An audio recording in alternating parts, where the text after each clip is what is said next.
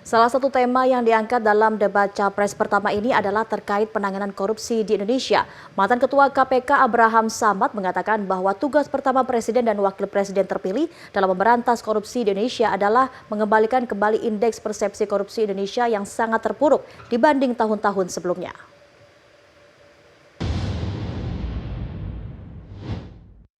Dalam wawancara eksklusif dengan Nusantara TV, Ketua Komisi Pemberantasan Korupsi periode 2011 hingga 2015, Abraham Samad menyayangkan kepada ketiga pasangan calon presiden dan wakil presiden pada pemilu 2024 yang menempatkan agenda hukum dan pemberantasan korupsi di poin ke-7 atau ke-8. Menurut Abraham, adanya agenda hukum dan pemberantasan korupsi di poin tersebut menandakan bahwa ketiga paslon kurang menganggap serius terkait pemberantasan korupsi di Indonesia. Setelah saya melihat visi misi Capres ya, ketiga paslon itu, ternyata mereka menempatkan agenda hukum dan pemberantasan korupsi itu ada pada poin 7 dan 8.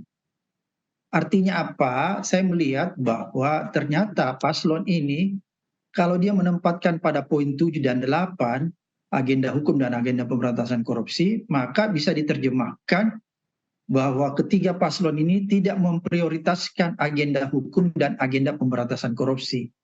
Itu yang saya lihat kalau kita teropong dari segi visi misi yang ada.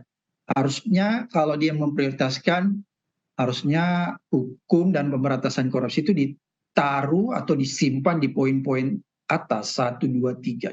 Abraham juga menambahkan bahwa diperlukan roadmap bagi presiden dan wakil presiden terpilih agar keberhasilan pemberantasan korupsi dapat diukur dengan baik, sehingga Indonesia dapat memperbaiki indeks persepsi korupsi di pemerintahan mendatang. Capres atau wakil presiden yang terpilih itu dia harus membuat roadmap serta grand design, ya, strategi atau grand strategi pemberantasan korupsi.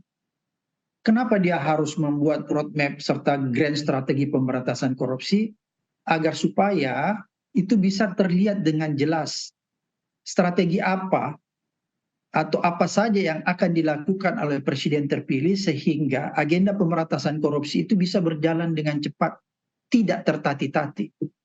Karena dengan membuat roadmap atau peta jalan serta membuat strategi pemberantasan korupsi yang efektif, maka dari strategi itu serta dari roadmap itu kita bisa menganalisa, bisa memprediksi keberhasilan pemberantasan korupsi yang dilakukan presiden terpilih nanti.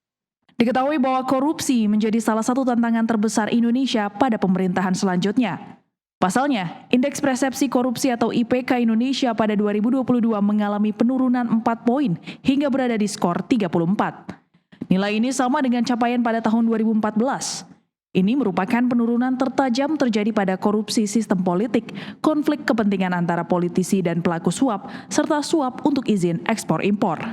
Dari Jakarta, Elisa Sinaga, Nusantara TV, melaporkan.